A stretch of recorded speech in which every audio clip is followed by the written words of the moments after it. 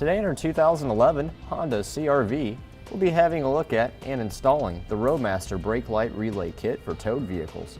Part number RN-88400. Okay, with our Brake-Lite relay installed, we don't have to worry about pulling any fuses or flipping any switches or anything of that nature in order to get our vehicle into tow mode safely.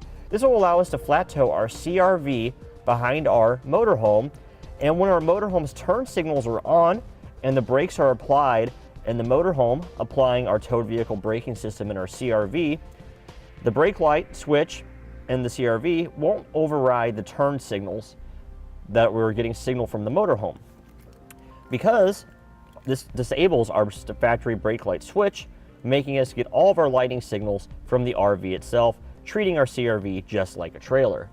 When we unhook from our motorhome when we arrive at our destination, in order to re-enable our brake light switch so we actually have functional brake lights again, all we have to do is just stick the key in our ignition and start our vehicle like normal, and we'll have working brake lights once again. As soon as you turn the key off and remove it, it disables your brake lights, making it easier and safer for your brake lights and turn signals to work when you're in flat tow mode. Now that we've gone over some features, we'll show you how to get it installed. All right, in order to gain access to our brake light switch, there's two panels on our dash that we need to remove. This one right here, and then a black one underneath it. Okay, to remove this one here, there's a twist knob here. Twist it. And then there's a clip on this side.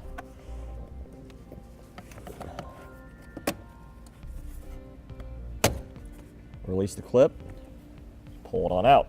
Okay, this panel here we remove by grabbing the top of it and pulling it towards us. We gotta pull up on it to release this hook. Then it comes down and out. Okay, this is our stoplight switch right here. We need to find the cold side of it. By cold side, that means there's only power flowing through it when the brake pedal is depressed. We'll test this wire here. Okay, that wire's the cold side, so that's the wire we're going to work with. It's a light green with silver dots on it. So we'll use a utility knife here and remove some of this wire loom that's covering it so we have room to work. And there's some electrical tape on it too, so we'll cut some of that back. Okay, that's plenty of room. So we got our wire separated here, so we'll go ahead and cut this wire right here in the middle. Now we'll strip back some insulation from both ends.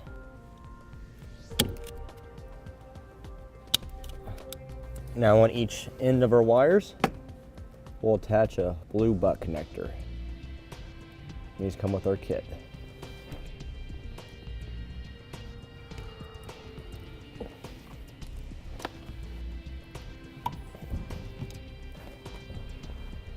Okay, this is our relay harness right here. Our relay will plug into it on this side. We have 5 wires coming off of it. A black, a white, a red, a green, and then a blue. In our particular application, since our vehicle is not equipped with a push button start, we don't need the blue wire. So we're just gonna snip this off and get it out of the way. Now our green wire already has some insulation stripped off of it, so we'll pull that back. Twist our wire together here, and we'll cut off a little bit of excess.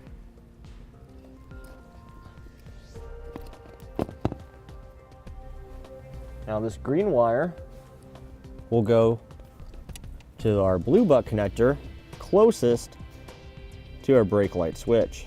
So we'll stick it in the butt connector, we'll crimp that down. Now our black wire here will go to our other butt connector. So we'll do the same thing. Now our white wire here is a ground wire. We need to attach this to the vehicle's chassis. Right up here, there's an existing bolt that holds the factory ground wires in place. So we'll attach it underneath that bolt using our provided ring terminal. So just like we've done on the other ones, we'll remove the insulation. This is a thinner wire, so what I'll do is we'll twist it together, then fold it back in half. This will give our butt connector a little bit more material to bite onto and give us a more secure connection.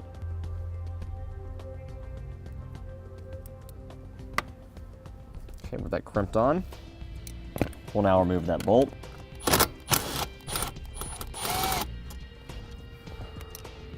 Place our bolt onto a ring terminal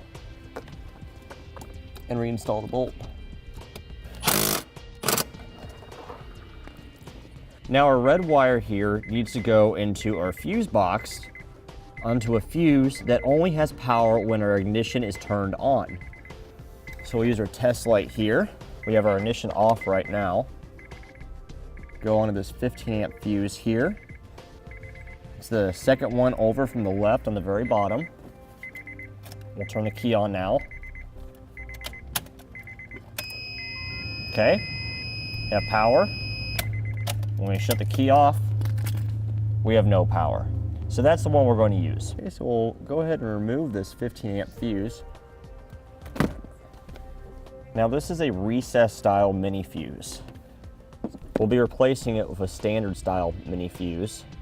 So you can see the legs that go in the fuse box stick out further. Okay, this is our new fuse tap that comes with our kit.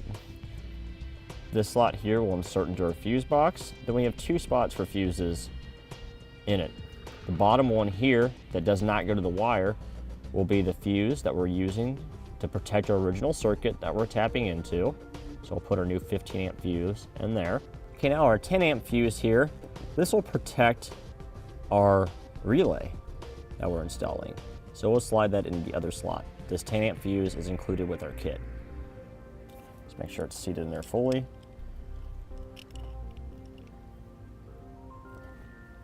We'll attach our red wire off our relay harness into our butt connector here.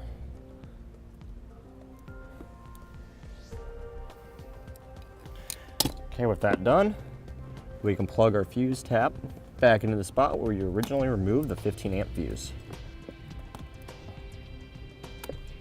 Okay, now here's our relay. We'll plug it in a relay socket. The way the tangs are oriented on it, you can only plug it in one way. Okay, we went ahead and zip tied our relay up out of the way. Same with our wiring here, so it's not hanging down below our feet. With that done, we can reinstall all of our panels now.